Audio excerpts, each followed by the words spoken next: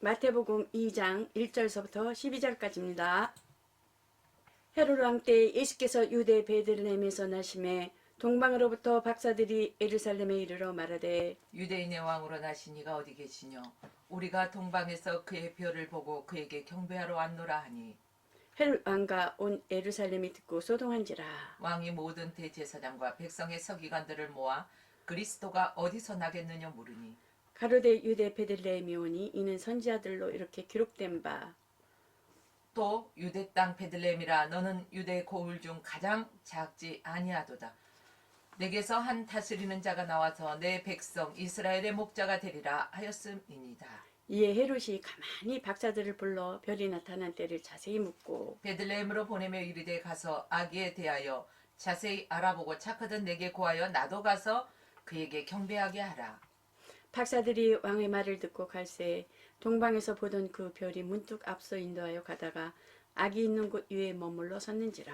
저희가 별을 보고 가장 크게 기뻐하고 기뻐하더라. 집에 들어가 아기와 그 모친 마리아와 의 함께 있는 것을 보고 엎드려 아기께 경배하고 보배압을 열어 황금과 유황과 몰약을 예물로 드리니라. 꿈에 헤롯에게 돌아가지 말라 지시하심을 받아 다른 길로 고국에 돌아가니라. 아멘.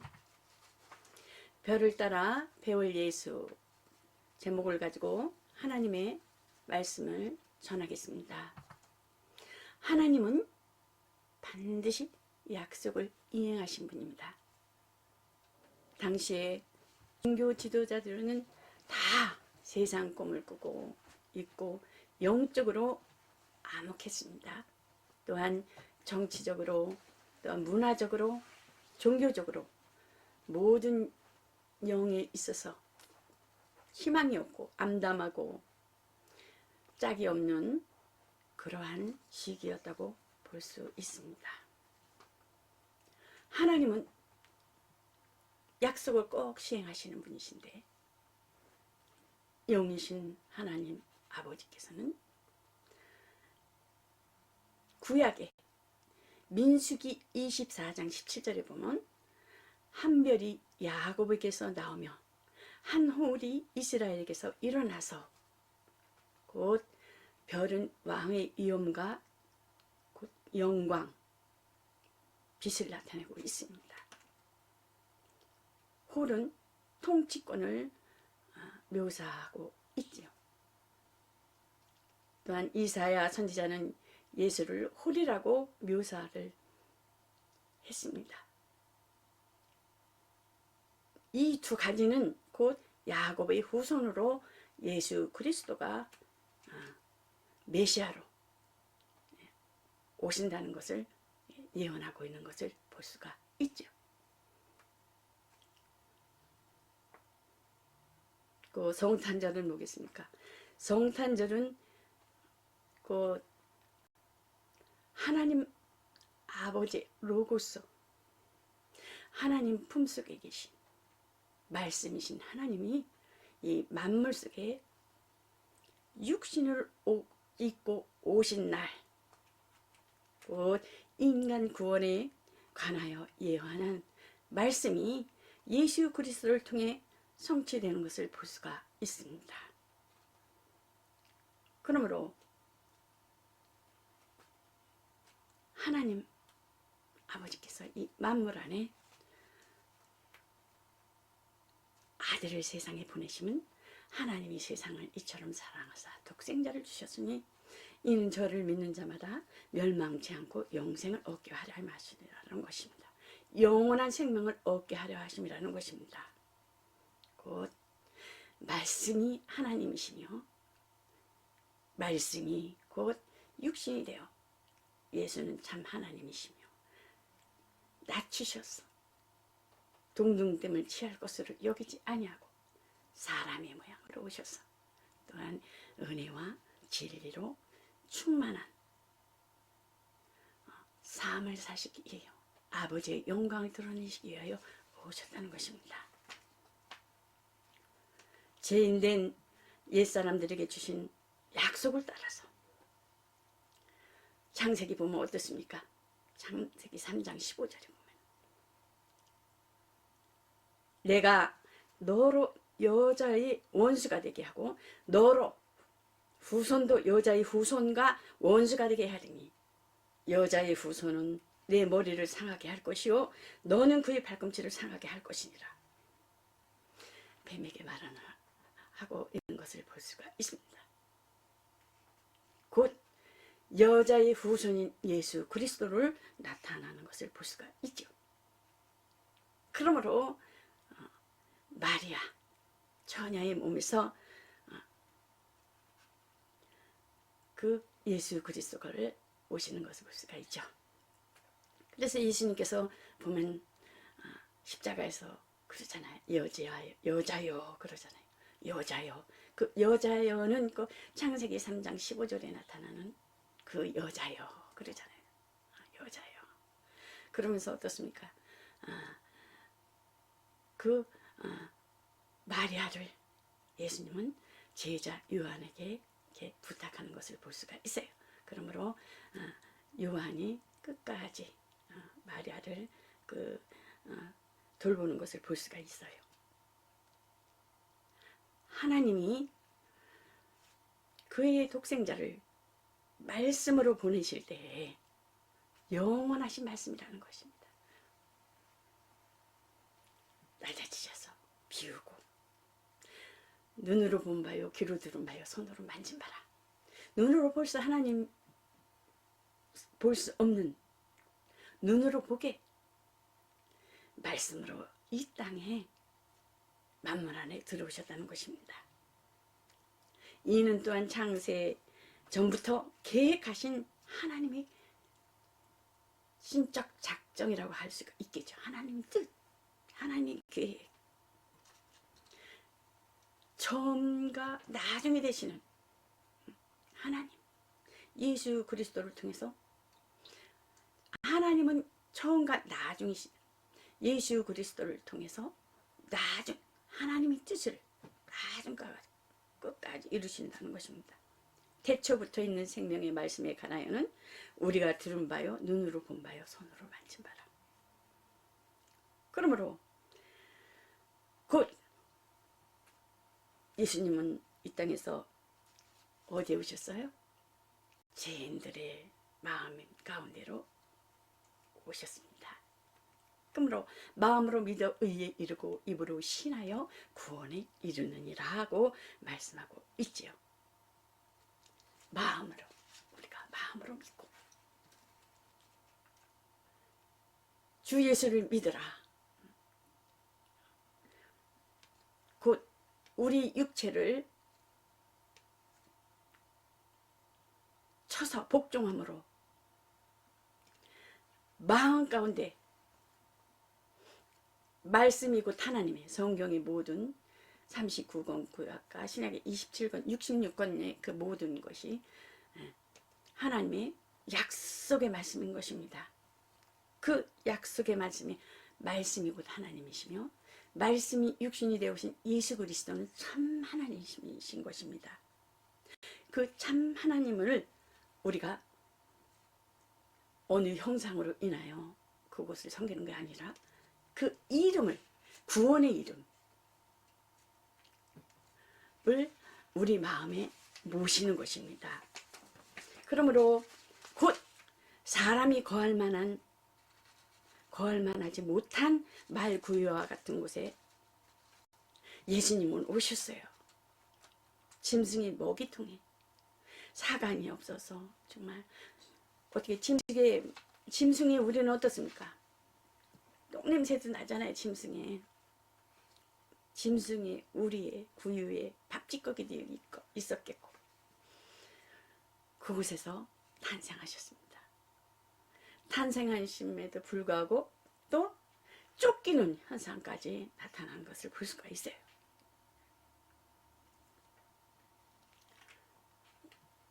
성경이 말씀은 별을 따라 곧 우리가 동방에서 그의 별을 보고 그에게 예배 드리러 왔습니다. 헤롯 왕에게 와서 왕궁에 와서 그럽니다. 헤롯 왕이 깜짝 놀라가지고 유대인의 왕은 나 혼자인데 나 하나인데 나 외에 또 다른 왕이 있느냐? 이러는 거예요.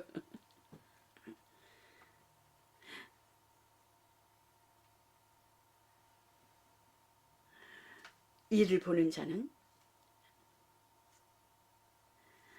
말구이에 오신다고 할지라도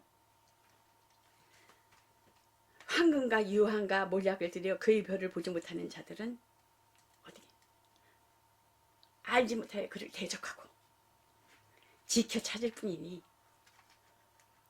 어떻습니까? 헤로당이 우명한 마음을 품고 박사들을 불러서 어떻습니까? 찾거든 나한테 얘기하라. 나도 그에게 가서 경배하고 할 테니 나한테 알려라. 그의 마음속에는 어떻습니까? 예수님을 위해 이해하라기보다 살해하려는 음모와의 그 마음속에 드러나는 것을 볼 수가 있죠. 곧 그 왕궁에서는 큰 일이 벌어졌어요. 종교 지도자를 불러서 진짜 왕이 오냐, 성경에 그렇게 돼 있느냐, 막 그 성경에 보면은 어떻습니까? 막 헤롯 그 듣고 예루살렘에 듣고 크게 소동이 일어난지라고 말씀하고 있어요. 아주 소동이 일어났다는 거예요. 왕궁에 크게. 왕이 나 하나인데 어떻게 왕이 둘일 수가 있느냐. 아주 음흉한 그 계획을 꾸미면서 알리라고 하는 것입니다. 찾거든 나한테 알려라. 나도 가서 저기 경배할 테니.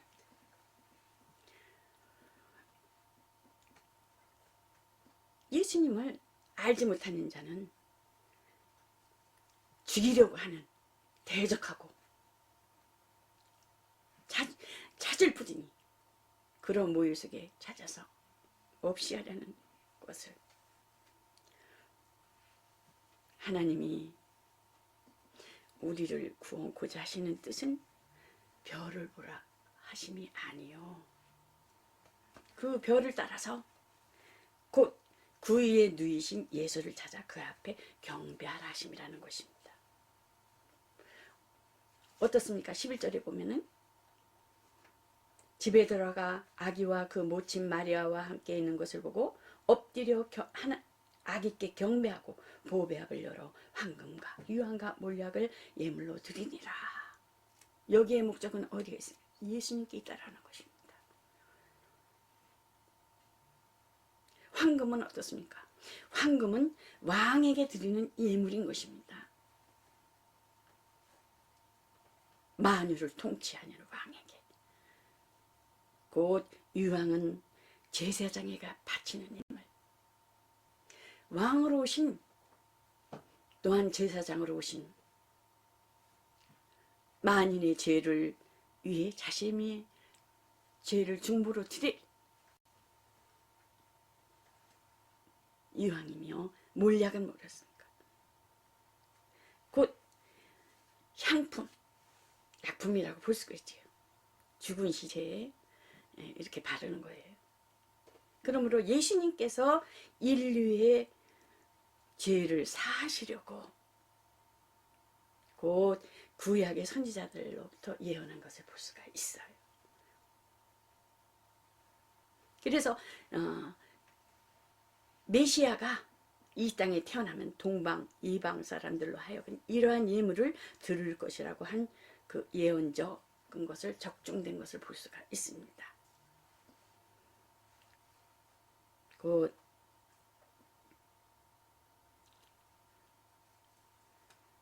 순종하는 자는 이거 동방 박사들이 순종하여 왔잖아요. 그 예물을 예수님께 드리고 곧 경배하고. 여러분들이 누구와 같아야겠어요? 여기서 인물 중에 헤로당과 같아야 되겠습니까? 동방 박사들 같아야 되겠습니까? 동방 박사들 같아야 돼. 순종하는 자는 그 구유에 누이신 그 아기를 보고 별을 따라와서 가장 크게 기뻐하고 기뻐하였더라. 하늘에는 영광이요 땅에는 평화로다. 순종하는 자는 이런 기쁨이 보상을 받는다는 것입니다. 그러므로 예수님이 태어나신 사실을 우리가 모두 기쁨으로 받아들이시길 바랍니다. 그 기쁨, 놀라라고 하도 하죠. 아주 최대의 기쁨과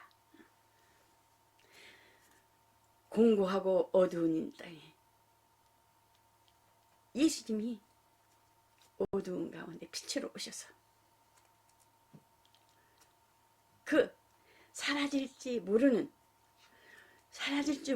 메시아의 그 별을, 그 기쁨의 빛을 인류를 향해서 오셨다는 것입니다. 그러므로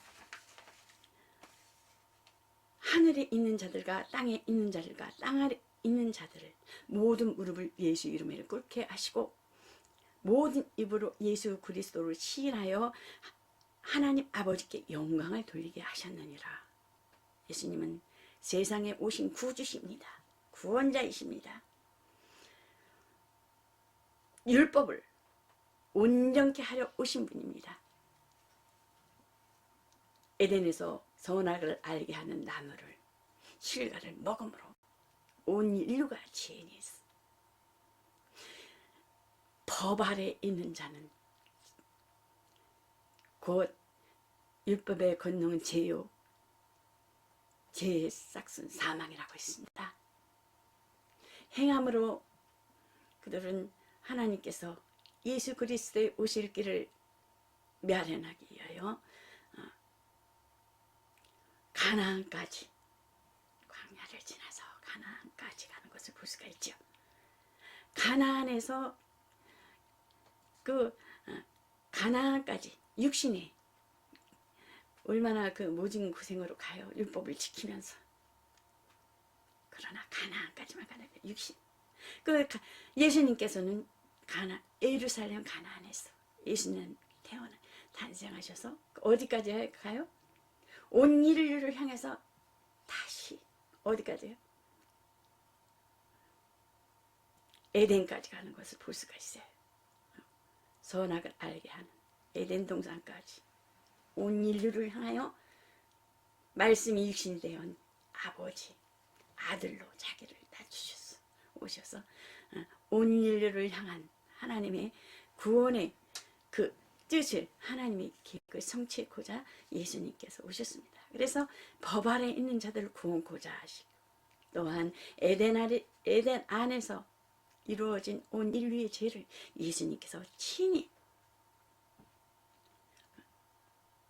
오셨다는 것입니다. 구원케 하기 위해서. 얼마나 감사합니까? 우리는 진노의 자녀였고 외인이었습니다. 택한 백성도 아닌 세상 풍습을 쫓고 세상 문화를 쫓았습니다. 그러나 우리가 예수를 알고 만유의 하나님 아버지께서 이 만물 안에 오셔서 말씀이 육신이 되어서 우리에게까지 오셔서 예수님을 알게 하시고 또 가셔서 또한 우리에게 성령을 보내주셔서 우리 안에 계셔서 하늘에 속한 자가 되어서 하나님 아버지의 자녀로 가족으로 한 가족으로 이루게 하여 주신 것을 얼마나 감사한지요. 그러므로 율법은 두려움에서 또한 무서운 하나님이지만 예수 그리스도는 이 땅에서 사랑으로 오셔서 사랑으로 우리가 하나님을 섬기는 것입니다. 그러므로 합평교회는 곧 우리 육체와 함께 영혼을 복되시게 하시는 예수 그리스도요. 또한 영원한 이루자요. 또한 소망이며 진리의 길이며 안내자 되신 우리를 위해서 예수를 님을 처음에는 육체로 알았으나 이제는 우리 영혼의 빛이 되시며 왕 되신 그 사랑으로 경배를 하는 또한 예배를 통해서 또한 이 시간 드려지는 모든 것이 기쁨으로 최고의 그 하나님의 사랑을 드려 나아가는 여러분과 저가 되시기를 예수 그리스도 이름으로 축원합니다. 이것으로 말씀을 마치겠습니다.